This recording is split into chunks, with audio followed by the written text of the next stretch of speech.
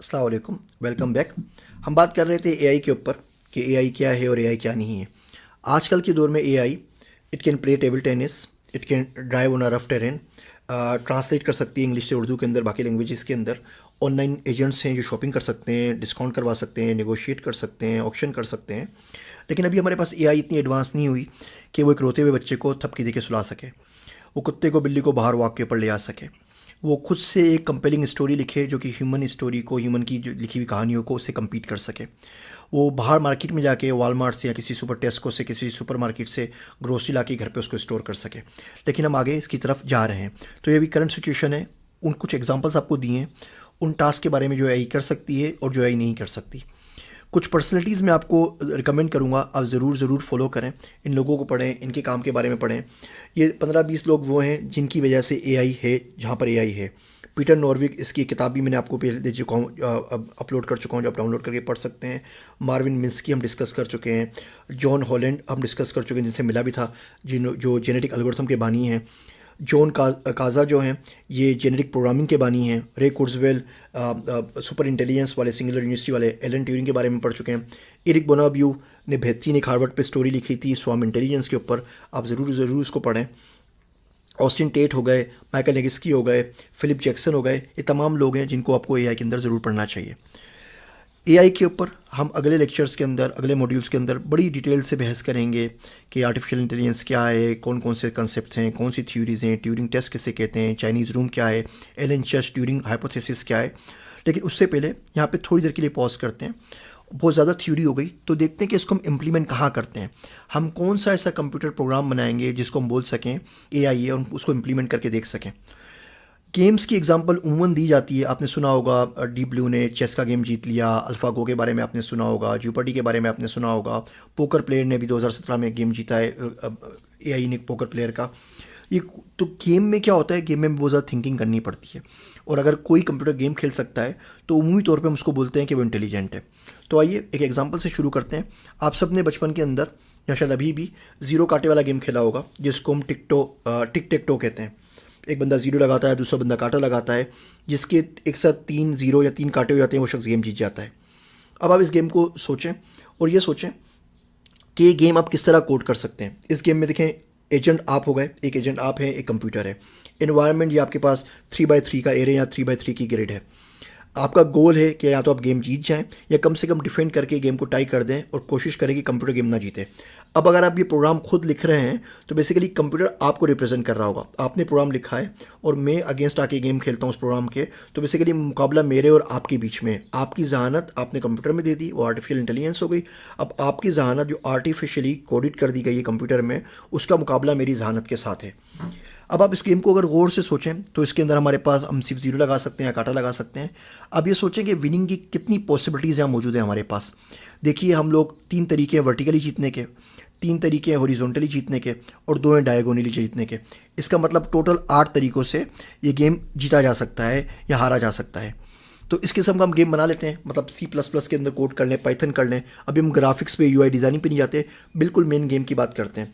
तो बेसिकली आपके पास खाली ग्रिड आ रही होगी और कंप्यूटर आपसे पूछेगा जी बताएं आपने कौन सा ग्रिड का नंबर चूज़ करना है। जिस तरीके से आप ये सेकंड पिक्चर में देख सकते हैं 1 2 3 4 5 6 7 8 9 लिखा हुआ है। आप बोलेंगे 1, तो अगर आपका 0 होगा तो वहाँ पे 0 लग जाएगा। सेकंड प्लेयर से पूछेगा आपको कौन सा नंबर चूज़ करना है, मैं चूज़ करता हूँ 5, तो वहाँ पे कांटा लग जाएगा। इस तरीके से आप देखें, ये राइट मोस्ट पे जो पिक्चर है, ये तमाम उसकी स्टेट्स बता रही हैं। आप गेम खेलते जाएंगे और ये स्टेट्स बनती चली जाएंगी। तो इस तरीके से अगर गेम कोड करना हो तो हम किस तरीके से कोड करेंगे, तो यहाँ पे मैं आपको कोड शो कर रहा हूँ। ये C++ का आम सा कोड है, सिर्फ ये आपको टेस्ट बताने के लिए, दिखाने के लिए कि एक एआई का प्रोग्राम कोड करना कितना आसान या मुश्किल है। ये तकरीबन 150 लाइन का कोड है, बहुत सिंपल सा, C++ के अंदर है। IOStream हम इसमें हेडर कॉल कर, उसकी फाइल कॉल कर रहे हैं। नेम स्पेस हमने std दिया है। स्क्वायर 9 का मतलब ये हुआ हमने 3x3 का एक ग्रिड बना दिया है, एक एरे बना दिया है।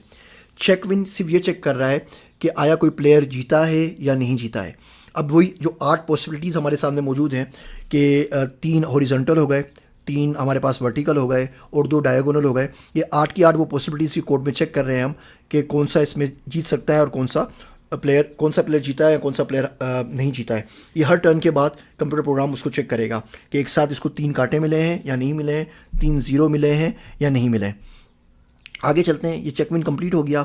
अब यहाँ पे मार्किंग हो रही है, जैसे आप चाल चलते हैं तो उसके अंदर उस बॉक्स के अंदर जाके उसको मार्क कर देता है। मेन के अंदर हम सिंपल क्या कर रहे हैं, प्रोग्राम के अंदर प्लेयर 1 और प्लेयर 2 को बारी बारी कॉल कर रहे हैं। बाद में हम चेकविन फंक्शन को कॉल करते हैं और सिर्फ ये चेक करते हैं कि कौन जीता या कौन हारा, और ये सिंपल सा प्रोग्राम यहाँ पे कंप्लीट हो जाता है 142 लाइन के अंदर। अगर आप इस प्रोग्राम के बारे में मज़ीद सोचें तो आप देखेंगे कि ये प्रोग्राम कहीं से भी ऑप्टिमाइज़ नहीं है। ये टोटल जितनी भी चालें हैं सबके बाद ये प्रोग्राम को कॉल कर रहा है।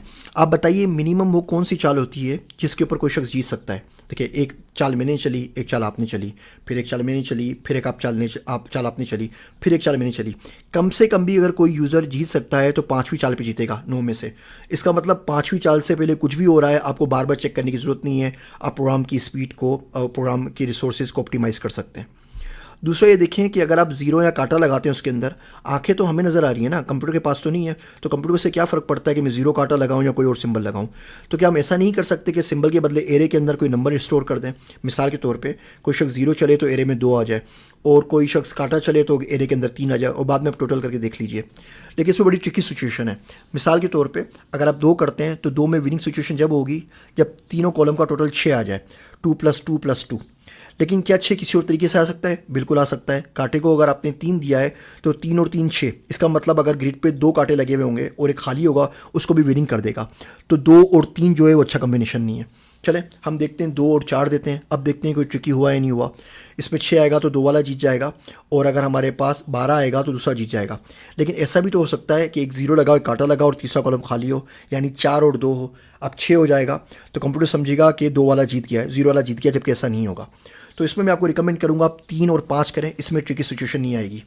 किसी भी 3 कॉलम्स का जमा, अगर एडिशन में हमारे पास रिज़ल्ट जो आता है वो हमारे पास अगर हम 3 यूज़ कर रहे हैं, 9 आ जाता है तो 0 जीत जाता है, और 15 आता है तो कांटा जीत जाता है, और ये आपस में मिक्स नहीं होगा जिस तरह 2 या 3 से होगा। तो इस तरीके से आप सोच इसको बहुत ज़्यादा ऑप्टिमाइज़ कर सकते हैं। जब हम बैचलर्स कर रहे थे तो कंपटीशन हुआ था लतीफ़ खैरपुर में, और चैलेंज ये था कि कंप्यूटर्स हारे नहीं, कंप्यूटर यहाँ जीते या टाई करे। मुझे याद है मैंने पूरे का पूरा सॉफ्टवेयर प्रोग्राम टोटल 27 लाइनों के अंदर बनाया था एआई को इम्प्लीमेंट करके। इसको आप असाइनमेंट 1 के तौर पे चेक कर लीजिए। जो भी लैंग्वेज आपको आती है उसमें इसको ज़रूर कोड करें। आप जावा में करें, ASP.NET में करें, प्रोलोग में करें, लिस्प के अंदर करें, GW बेसिक में करें, RM कोबोल में करें, C++ में करें, पास्कल में करें, डेल्फाई में करें, हास्कल के अंदर करें। जो लैंग्वेज आपको आती है उसमें आप इसको कोड करें। कोड करके डिस्कशन ग्रुप के ऊपर अपने कोड को शेयर कीजिएगा।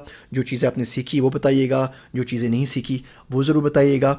ये आपकी असाइनमेंट नंबर 1 है और इसके ऊपर आपने ज़रूर काम करना है। अगले लेक्चर पे इसके ऊपर मज़ीद आगे बात करते हैं।